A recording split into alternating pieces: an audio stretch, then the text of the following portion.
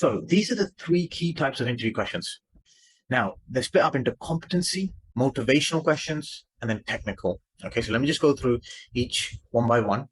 Competency, you're pretty much going to get any company that you're interviewing with, you will get competency questions. They basically test your soft skills and emotional intelligence. Okay, I've given you one example here, but guys, what I'm going to do is I'm going to share with you a document that I've compiled. I've compiled the key competency, motivation, and technical questions. Well, actually, competency and motivation. Technical, I'm going to get you to research that, but there's lots of resources out there, and that's what I'm going to use in our mock interview. But I've given you the key competency and motivation questions you need to be ready for. Okay, so tell me about a time when you had to disagree with someone.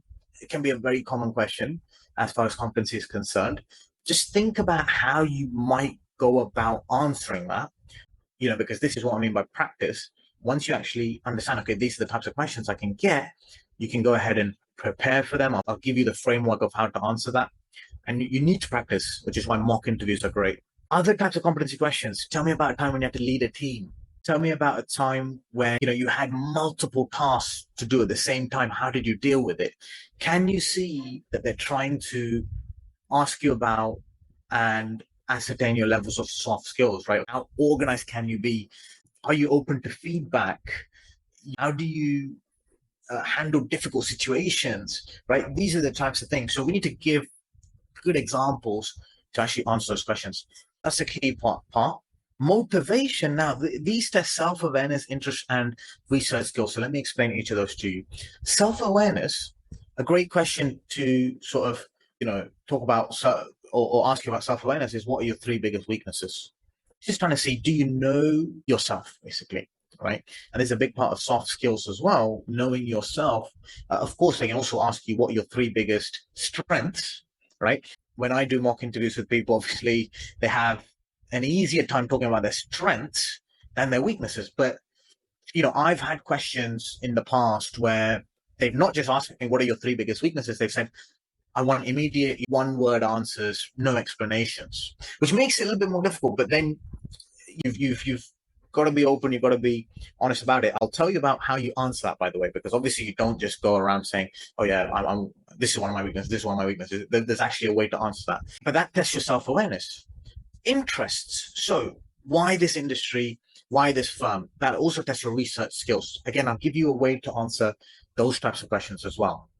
But basically, can you see, if you're not prepared and they ask you why this company, what are you going to say, right? So whenever you go to interviews, you've got to always be ready for that question for that particular company, because it's going to be different for each company. Obviously, you can't talk about the same things that you would for company A with company B, right? So you've got to do some research, dig around on the internet, speak to people in those companies if possible. That's great. And that's where LinkedIn comes in, okay? So if you don't have a LinkedIn account, make sure you create it, populate it, but that can really be useful for you as well. And you do want to start doing this. But the reason why I decided to do these sessions for you guys is the earlier you start with this, because let me tell you something, as soon as you go into year one of university, there's something called spring weeks that you want to apply to. And also for anyone watching, most probably, because if you finance, definitely.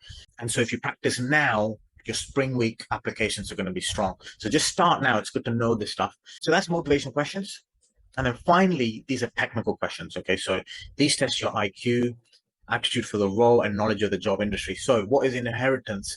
Common computer science question. How do you value a company? Common finance question. What is a litigation paralegal?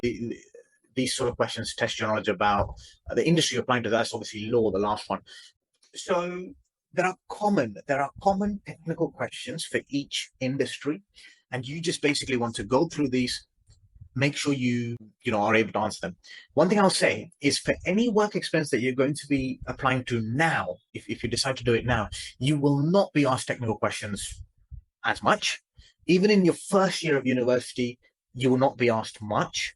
However, the key point is when you apply for summer internships in your second year of university, you can definitely all sort of placements in terms of law. Okay, you will definitely be asked these technical questions, at least the basics.